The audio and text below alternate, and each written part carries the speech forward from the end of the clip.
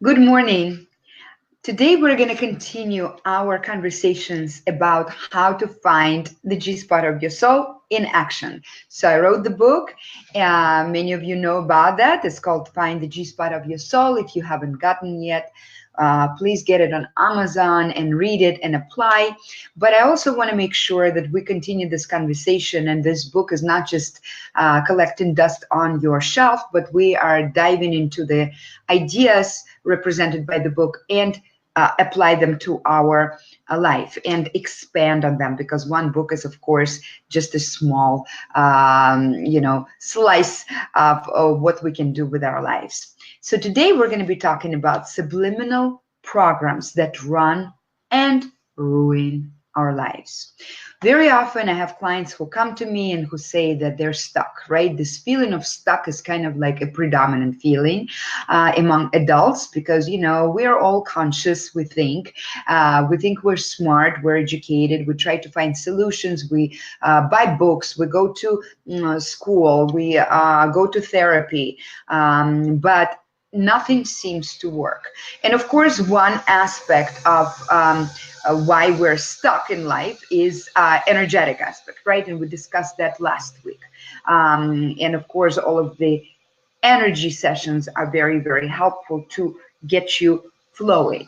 But there are also important psychological elements. And today I want to concentrate on psychology and predominantly on the subliminal programs. And I'm going to be using actually research by Mary and Robert Goulding. They are founders of redecision therapy, a really cool direction in psychology.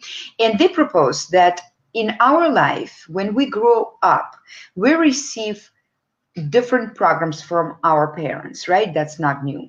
But what they propose is that there are 12 types of programs, and each of this program affects us in a different way. So of course, it's a short video. Today, I'm just going to give you a little taste of it and to see if you can recognize yourself in that. And maybe that's how you're going to start remembering the messages that you got from your childhood. Now, disclaimer, we're not here to ditch your parents, to say that they are the cause of your issues in life. We are all creative beings. Most parents do the best they can. They probably got their programs too. So just understanding that this is not a video to encourage you to go and have a problem with your parents or get mad at them. This is a video to encourage you to be as a creator in your life and start changing it. So the first program message, subliminal message that we receive as children is don't be or even die. Of course, very few parents tell us directly this, but as a child, we perceive statements like, if you were not born, I would have finished my college. Or if you were not born, finish the sentence, right? So subliminally, as a child, we right away understand that my existence is not needed here. And the whole life we're trying to live to prove that we have the right for our existence.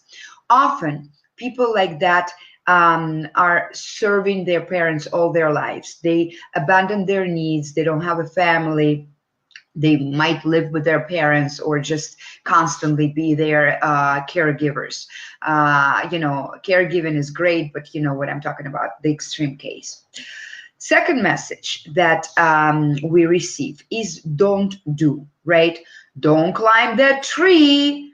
Don't walk outside without your hat. While certain, of course, concerns are very important as parents, we need to be giving them. But when it is extreme, we have, as a result, a child who is very passive, who doesn't make any decisions, who believes that things are going to just, resolve on its own, and who are pretty much victims in life. Third, don't grow. Scenario: a father has a beautiful girl who starts blooming and becoming a woman, and he's kind of scared of that, right? So he prohibits her to put makeup, prohibits her to have any type of feminine clothing, and wants her to stay in that child state. And that girl grows up, at the age of 45, she's still wearing, and I'm talking about, there is, of course, time and space for that, but, she's completely off in her style. She talks like a little baby, and she needs everybody to take care of her, while she just seems like, she cannot take control of her life. That's one example. I'm sure with guys, you can come up with your own example. Fourth, don't be a child, right? Something like, you are older. You're the older brother. You should set example. You are an older sister. You should not be crying, right? So these people grow up, and they usually are doing the adult things, going to work and being responsible and organized, but their life is really boring in a sense that there's no joy, there's no childlike happiness, there's no messiness allowed, right, in their lives. Let's go further. Don't be yourself. Don't be yourself can be different things. Gender. Well, I always wanted a boy, but I have three daughters, right? That's the message that, oh my gosh, something is wrong with me. What is going on? Maybe be more like me, right? Subliminal message. We come from the family of doctors. You should be a doctor. Or we came to this country and we have a family business. You have to have that gas station and forget about your dreams, right? So children often don't want to hurt their parents, right? And they are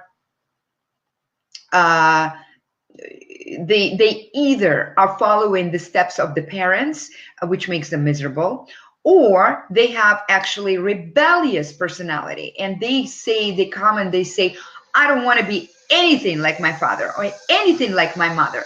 But the problem is that that they start living as an opposite to their parent as opposed to being themselves. Do you see the difference? Next one, don't be significant. Don't be significant. The needs of others are more important than yours. We need to go and forget about your stuff. We have a family obligation, right? Things like that. So if it is, again, to the extreme, the child grows up constantly putting himself down. So listen to your own speech. Do you put yourself down? Or maybe somebody that you know does it. Probably that's the message that they receive. Next one, don't belong. Don't belong is the feeling that kids grow up very confused. They don't understand what are their roots. I don't know. Maybe in the family at home, there are certain customs that are followed, but then in public it's different, right? So it's a confusing kind of situation where there is no really foundation that the kid can feel that they belong to, right? And that is when we grow up and we really feel that the world is dangerous, there is no safety, there is no security, and this is a person who's constantly changing their mind, doesn't have a strong core. You cannot rely on their word, you cannot rely on their decisions. They promise one thing, then they don't fulfill, and things like that. Okay, you probably or you probably know these people who are constantly changing their mind. Don't be close is another program, right? Something like kissing is for sissies, or if you get close to people, they die, or you're gonna lose somebody, right? So growing up with cold, non-emotional parents, often people like that are incapable of emotional intimacy. Next one, don't be successful. Don't be successful is a message like, oh, don't be a winner. People don't like winners. Or, be modest, just be quiet, be a little bit, don't stand out, right? So again, these children, of course, grow up with no ambition, no real direction in life, and no feeling of spontaneity. Next one, don't feel. Don't feel. Boys don't cry. You're a soldier, and soldiers don't fill in the blank, right?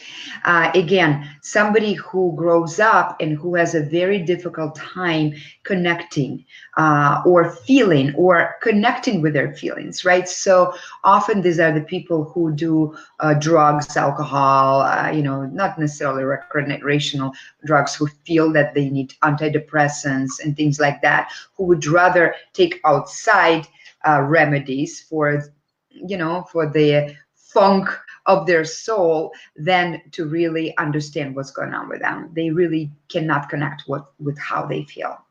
Next one, don't be healthy. Maybe a child grew up with parents that didn't have time for them, but only got attention when they were sick, right? So the closeness comes from being sick. So these are people who are always sick. Something is always wrong. They always complaining. They have stomach ache, and then tomorrow they have a headache. Or even chronic diseases often are developed because of that subconscious program. So analyze yourself and people around you. And the last one is don't think. Something like, oh, you're not going to understand. You are too little to figure this out. Things like that. So we grew up passive and feeling that we are not able to really think for ourselves. So we are outsourcing our ability to think for somebody else. These are people who are constantly asking, what do you think? What is your opinion? Should I do this? Constantly soliciting advice from everybody, right? Even those people who are not capable of giving advice. So this is a very brief, of course, description, but it should already start igniting your inner conversation. And these are programs that are very hard to detect, hard to get rid of. And that's why I also believe that just psychological aspect is very important, but just by itself is not as powerful. So I always combine it with energy healing and spiritual approach. So I have 5 spots for one-on-one online coaching this coming month in April. I do a lot of things, so I cannot take more than 5. This is extended to men and women. I am incorporating more men into my practice. My energy sessions, I have a lot of men, but for my coaching, I start doing a lot for men too. So I offer an online coaching, meaning that you don't have to travel anywhere. You can also be, I don't know, in England or in Japan. And what it's going to be, you're going to be given activities online, which you need to do at home as a homework. And then we would be meeting once a week, either by Skype or by Facebook Messenger or by phone. And we're going to be talking through your homework, through things that you discovered. While you're doing this during the week, you are going to be sending me activities and I will reply. So that's how you keep practicing and keep changing your habits, okay? If you are in Chicago, we could do a lot of other stuff, but if you're not, don't worry. I have a lot of experience of years already of coaching at a distance. So let me know, DM me or send me an email or text me with your request and we'll talk further. But in the meanwhile, I want you to find the G-spot of your soul and get out of this lethargic state in any area of your life and live ravenously the way you were designed and the way you deserve. Love you. Bye.